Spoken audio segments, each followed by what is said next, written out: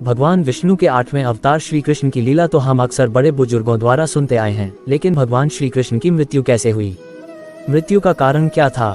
क्या श्री कृष्ण ने मृत्यु के बाद अपना शरीर त्याग दिया और उनकी मृत्यु के बाद क्या हुआ? इन सब सवालों के जवाब जानने की जिज्ञासा हर किसी के मन में जरूर होती है। आइए आज हम आपको बताते हैं कि आखिर भगवान श्री कृष्ण की मृत्यु कैसे हुई। भगवान श्री कृष्ण का जन्म 3112 ईसा पूर्व में मथुरा में हुआ था। हालांकि उनका बचपन वृंदावन, बरसाना, नंदगांव, गोकुल और द्वारका आदि जगहों पर बीता। बताया जाता है कि महाभारत के युद्ध के बाद श्री कृष्ण ने द्वारका पर 36 वर्षों तक राज किया, जिसके बाद उन्होंने अपना देह त्याग दिया था। उस समय उनकी आयु 125 वर्ष थी।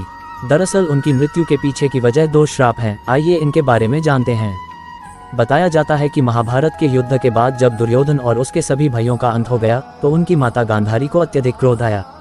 अपने बेटे के शव पर शोक व्यक्त करते हुए रणभूमि पर गांधारी ने श्री कृष्ण को 36 वर्षों के बाद मृत्यु का श्राप दे दिया। ये सुनकर पांडव चकित रह गए, लेकिन श्री कृष्ण ने मुस्कुराते हुए इस अभिशाप को स्वीकार कर लिया। इसके बाद ठीक 36 वर्षों के बाद उनकी मृत्यु हो गई। उनकी मृत्यु एक शिकारी के हाथों हुई। भागवत पुराण में बताया गया है कि एक बार श्री कृष्ण के पुत्र सांब ने शरारत करने की सोची। सांब अपने मित्रों के साथ एक स्त्री का वेश धारण कर ऋषि मुनियों से मिलने गए। स्त्री के वेश में सांब ने ऋषियों से कहा कि वह गर्भवती हैं। यदुवंश कुमारों की इस शरारत से ऋषियों ने क्रोधित होकर उन्हें श्राप दे दिया कि तुम एक ऐसे लोहे के तीर को जन्म दोगी जो तुम्हारे पूरे कुल का सर्वनाश कर देगा। इस श्राप को सुनकर सांब डर गए और उन्होंने तुरंत सारी घटना उग्रसेन को बताई।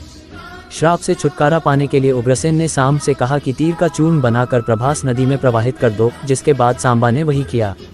इसके बाद उग्रसेन ने राज्य में ये आदेश पारित कर दिया कि यादव राज्य में कोई भी किसी प्रकार की नशीली सामग्री का इस्तेमाल, उत्पादन या वितरण नहीं करेगा।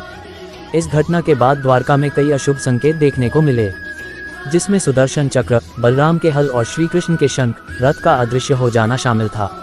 धीरे धीरे यहाँ अपराधों और पापों में भी बढ़ोतरी होने लगी और एक दिन सभी नगरवासी मदिरा के नशे में चूर हो गए और आपस में ही लड़ने मरने लगे। इस तरह सभी आपस में लड़कर मार गए। भागवत पुराण में बताया गया है कि एक दिन श्री कृष्ण पीपल के पेड़ के नीचे विश्राम कर रहे थे। तब जरा नाम के एक बहेलिये ने भगवान कृष्ण को हिरण समझकर उन पर तीर से प्रहार कर दिया, जिसके बाद श्री कृष्ण ने अपने देह त्याग दिया और उनकी मृत्यु हो गई।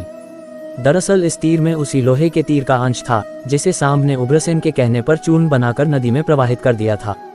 इस प्रकार ऋषि के श्राप के अनुसार ही समस्त यदुवंशियों का नाश हो गया। गांधारी के श्राप के अनुसार श्री कृष्ण की मृत्यु हो गई।